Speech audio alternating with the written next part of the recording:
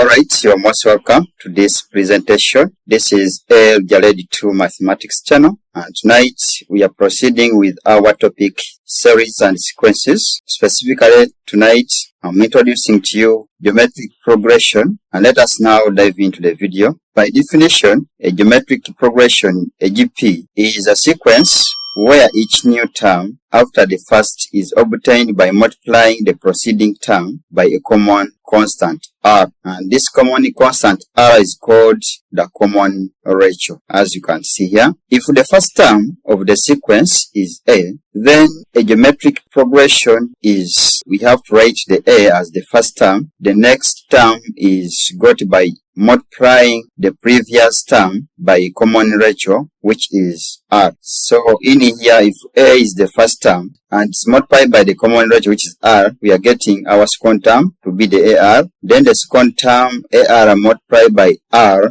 we are getting AR squared. So the order continues like that, like that. So this is the general form of a geometric progression. That's what I can say. So as we said, A is the first term, whereas the R is called the common ratio. And this expression is the nth term. That means if you have to find the nth term of a geometric progression, we shall be using this formula. It could give us the nth term of any given GP. So let us look at the examples of geometric progressions. We have 2 plus 6 plus 18 plus 54 plus, so it continues in that order. Then Roman numeral 2, we have 1 plus 2 plus 4 plus 8 plus, like this, from Roman numeral 1. Our first term, which is A, is equal to the 2. Then let us have the common ratio. The common ratio is simply gonna be the 6 divided by 2. And this is giving us the 3. Let us also check using the third term and the second term. Still, our R should be equal to the 18, which is the third term, divided by the second term, which is 6. So we can see that still our value of R is 3. So the value should be the same. That's why it's called the common ratio. Then still for Roman numeral 2, our first term is simply equal to 1. Then our common ratio R for Roman numeral 2 is simply equals to 2 divided by 1, which gives us the 2. Also, if you try to use the third term, our R could be equal to the 4 divided by the second term, which is 2. So it implies that our R should be equal to a 2. And we can see that it is common. That's why it's called the common ratio. Let us have example 1. Which of the following series are geometric progression? Write down the common ratios of those that are. So we have 3 Roman numerals, and in our response we are going to be testing, and in each case we need to be getting the common ratio R. So for Roman numeral 1, remember I have our cell which is 3 plus the 9 plus 27 plus 81. It continues in that order. So as we observe, we can see that our first term A equals to the 3. Then let us try to get R. Our R is gonna be equal to the second term, which is 9, divided by the first term, which is 3. So 9 divided by 3, we are getting our R being 3. Let us also try using the third term, which is equal to the 27, divided by our second term, which is 9. So we can see that if 27 divided by 9, we are getting 3, implying that since we are having a common ratio, since we are dividing, then it means that for Roman numeral 1, it is a GP, and our common ratio R is equal to the 3. We can now proceed to Roman numeral 2 of still our question. So for Roman numeral 2, we can see that our first term is -1. Then let us get the R, which is the ratio, using the second term and the first term. So simply we are going to get the 2 divided by the -1, giving us the -2 as our R. Then also when we use the third term, which is the -4, divided by our second term, which is 2. So our R is equal to the -2. If still we are not contented, you can use now the fourth term, which is equal to 8, divided by our third term, which is equal to -4. So as we divide, we are still getting the -2, implying that for Roman numeral 2, it is a GP, and our common ratio R equals to the negative 2. So this becomes the answer for that Roman numeral 2. Then we can proceed to Roman numeral 3. In the same way, our first term we can see equals to a half. Then let us use the second and the first term to get our common ratio or our ratio R. So we have 1 divided by 6, then divided by the a half. So once this is simplified, this is equal to the 1 divided by 6 multiplied by the 2 divided by 1, giving us R being equal to the 1 divided by the 3. Still, we can continue using maybe the third term and the second term, but our third term equals to 1 divided by 12, then divided by the 1 out of 6. So R is the same as having 1 out of 12 multiplied by 6 out of 1. So our R equals to 1 out of 2 or a half. Still, before we conclude, we can still try using our fourth term, which is 1 out of 36 divided by our third term, which is 1 out of 12. Our R is same as 1 out of 36 multiplied by 12 out of 1. So by 12 once, by 12 we are getting 3. So implying that in this case our R equals to 1 out of 3. So by looking at the ratios we have got, for the first time we have got 1 out of, second time we have got 1 out of 2, and again the third time we have got 1 out of 3. So they are not common, implying that therefore for Roman numeral 3 it is not a GP. Reason, it is because there is no a common ratio. So this becomes our conclusion for that part. Then we can proceed to example 2. It reads, state the common ratio and the next two terms of the following geometric progressions. We have Roman numeral 1 up to Roman numeral 4. And let us have our responses here to those parts. Let us begin with Roman numeral 1. We have our 1 plus negative 2 plus 4 plus negative 8 plus like that. So in here, what is the common ratio? So our common ratio R is simply going to be equal to the second term, which is negative 2 divided by the first term. Our R equals to the negative 2. So in here, we are not testing. So we just do it at once because we've been told of the following geometric progression. So no need of testing. So this is the value of our R, the common ratio. The next two terms. What does it mean? From the geometric progression, we can see that the last term we have is the fourth one. That means we need to get the U5 and then the U6. Let us now get U5. For the U5, for us to get the U5, which is the fifth term of this GP, it implies that our N equals to the 5. But remember from our formula that the nth term equals to the A multiplied by R power N minus a 1. Remember that in our series, our A, the first term equals to 1, whereas our common ratio R equals to the negative 2. So simply we are going to substitute in, and then N equals to the 5. So it implies that our U5 simply equals to the 1, which is our A, multiplied by our common ratio, which is negative 2, power N, which is 5, minus 1. So as we simplify this, we have our U5 being equal to the negative 2 raised to power 4. This is the same as having negative 2 multiplied by negative 2 multiplied by negative 2 multiplied by negative 2. Once simplified, it's the same as having 16. Then to get the U6,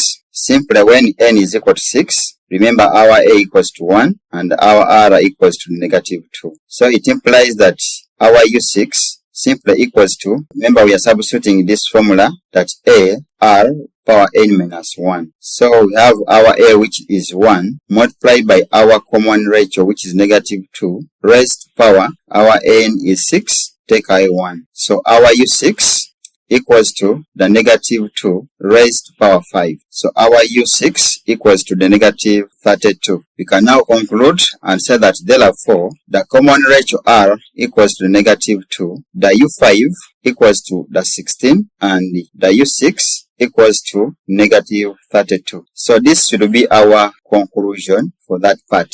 So let us have Roman numeral 2 of our question. Still the same way, to get R equals to our second term, which is a half, divided by our first term, which is a quarter. So this is the same as having the a half multiplied by 4 out of 1, which gives us the 2. So implying that our r equals to 2. And remember also our a, the first term, equals to a quarter. So now we can see that we have 3 terms. That means, according to the question, we need to get the u4 and the u5. Still from our formula that the nth term is equal to ar raised to power n minus 1. For us to get the u4, it implies that our n equals to 4. Therefore, our u4 equals to our first difference, which is a quarter, multiplied by our common ratio, which is 2, raised to power n, which is 4, minus 1. So our u4 equals to the a quarter multiplied by the 2 raised to power 3. So our u4 equals to that 2. So let us proceed by getting the u5.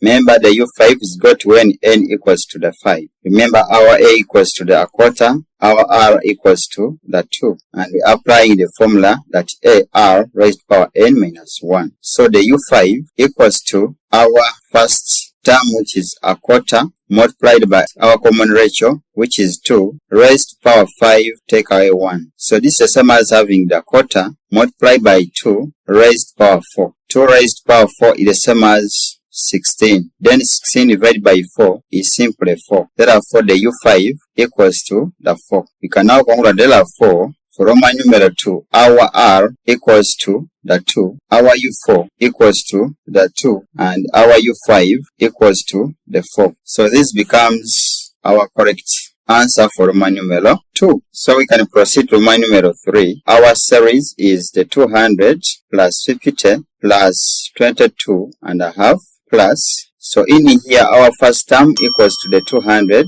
then our common ratio r is gonna be equal to the second term, which is 50 divided by the 200. So our r is same as 1 out of 4. Then as we count, we can see that we have 3 terms, meaning that we need to get the fourth term and the fifth term. So we need to get the fourth term and then the fifth term of our series. Still from the nth term formula, which is equal to the a r raised to power n minus 1. For us to get the u4, it implies that n equals to the 4. This is now equals to our first term, which is the 200, multiplied by our common ratio, which is a quarter, raised to power n, which is 4 minus 1. So this is the same as having the 200 multiplied by a quarter raised to power 3. This is equal to 200 divided by 64. And in terms of mixed fraction, the u4 is the same as having the 3 whole number 1 out of 8. So this is the fourth term. We need to find the fifth term. So the u5 is for when n equals to the 5. Remember, our a is equal to the 200.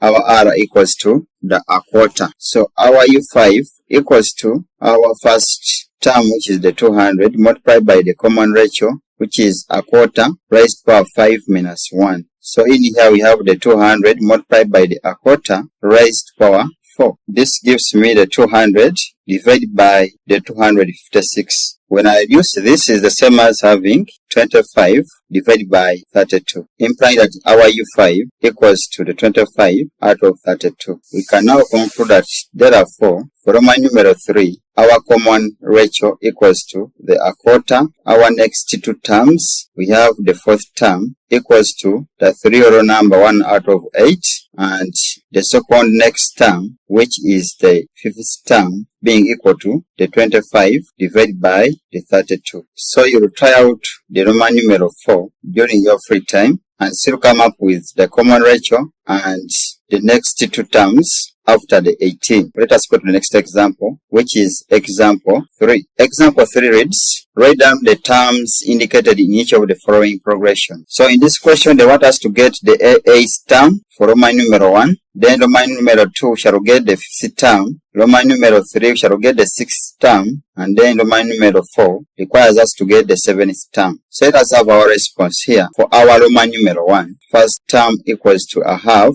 Then our common ratio is simply gonna be the 1 divided by the a half, which gives us are 2. So having got those, we are now going to get the 8th term. So the U8 or U8 is for when n equals to the 8. And we are going to use the formula that the nth term equals to the AR raised to power n minus 1. So let us now substitute in. Our 8th term is going to be equal to our first term, which is the a half, multiplied by our common ratio, which is 2, raised to power n, which is 8, take away 1. So in here we have the a half multiplied by the 2, raised to power now 7. So this is the same as having the half multiplied by 128.